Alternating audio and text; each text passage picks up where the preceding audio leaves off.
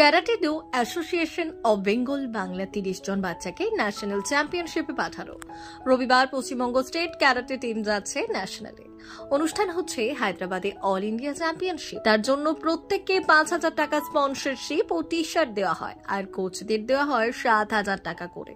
এছাড়াও প্রত্যেককে 2 লাখ টাকা করে ইন্স্যুরেন্স করে দেওয়া হয়েছে। প্রেমজিৎ সেন জানান, এর জন্য কোনো সরকারি সাহায্য তারা পান না, সম্পূর্ণ নিজস্ব প্রচেষ্টায় তারা তা করেন। ক্যারাটে ইন্ডিয়া অ্যাসোসিয়েশনের সঙ্গে তারা জড়িত ও বেঙ্গল অলিম্পিক অ্যাসোসিয়েশন দ্বারা স্বীকৃত। অন্যান্য সাধারণ প্রতিষ্ঠানগুলো কিন্তু কখনোই Commonwealth karate championship, south Asian karate championship, Asian karate championship এবং ওয়ার্ল্ড ক্যারাটে চ্যাম্পিয়নশিপে প্লেয়ারদের নিয়ে যেতে পারছে না। রবিবার মোট 30 জন বাচ্চাকে ওরা স্পন্সরশিপ দিয়েছে। যদি ওরা পারফর্ম করে যেতে আসে তাহলে ওদের জন্য থাকবে আরো অনেক সারপ্রাইজ। এদের মধ্যে যারা সাউথ এশিয়া বা এশিয়া চ্যাম্পিয়নশিপে সিলেক্ট হবে তারা তাদেরও স্পন্সরশিপ দেবে।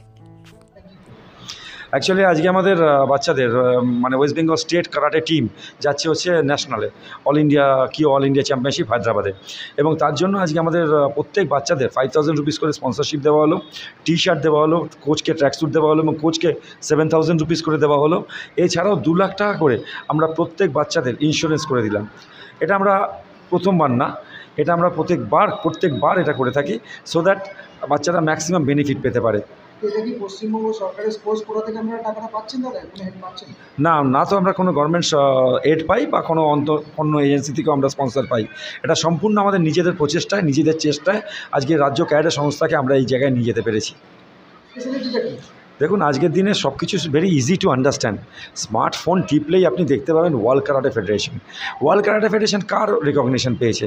আপনারা ইন্টারন্যাশনাল অলিম্পিক কমিটির ওয়েবসাইটে দেখতে পাবেন যে ওয়ার্ল্ড ক্যারাটে ফেডারেশন হচ্ছে একমাত্র ক্যারাটে সংস্থা যেটা আইওসির অন্তর্গত।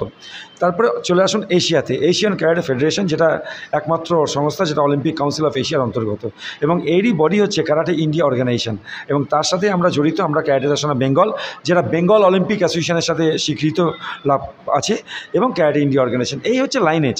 আজকে আমি রাজ্য চ্যাম্পিয়নশিপ করলাম, জাতীয় একটা অল ইন্ডিয়া চ্যাম্পিয়নশিপ করলাম, সে সমস্ত স্টুডেন্ট এবং গার্জেনদের উচিত জিজ্ঞেস করা, স্যার হোয়াট ইজ নেক্সট, এরপরে কি?